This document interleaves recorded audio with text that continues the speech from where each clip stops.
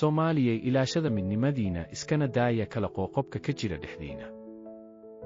Midnimada iyo walaalnimada waa saldhigga jiritaanka ummadda Soomaaliyeed, waxayna muhiim u tahay mustaqbalka jiilasha soo socda. Waa dhab in Soomaalidu tahay hal qowmiyad leh hal diin, taasi oo ah mid ka mid ah nimcooyinka ugu waaweyn ee uu Ilaahay inagu manaystay. Haddana waxaa muuqata in qabyaaladu noqotay dhibaato wakhti dheer soo taagnayd oo loo baahan yahay in wax laga barto. Midnimada diinta iyo qowmiyadda. Soomaalidu waa hal qowmiyad, waxayna wadaagaan hal diin, diinta Islaamka, gaar ahaan madhabka Sunni. Taas waxay ku tusaysaa in kala qaybsanaanta ka jirta aysan ahayn mid asal ahaan ku salaysan diinta ama qowmiyadda, balse ay tahay khilaafaad siyaasad iyo qabyaalad. Dhibaatada qabyaaladda. Qabyaaladdu waa caqabadda ugu weyn ee hor istaagtay horumarka iyo midnimada ummadda Soomaaliyeed.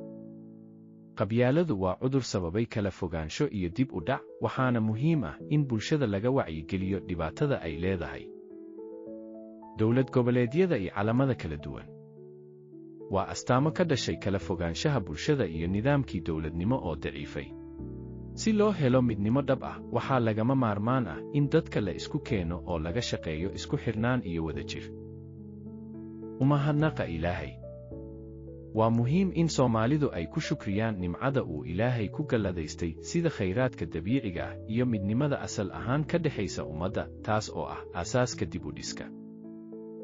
Talo iyo fariin. Madaxda Soomaalida waa inay midoobaan oo ka shaqeeyaan horumarka iyo wadajirka.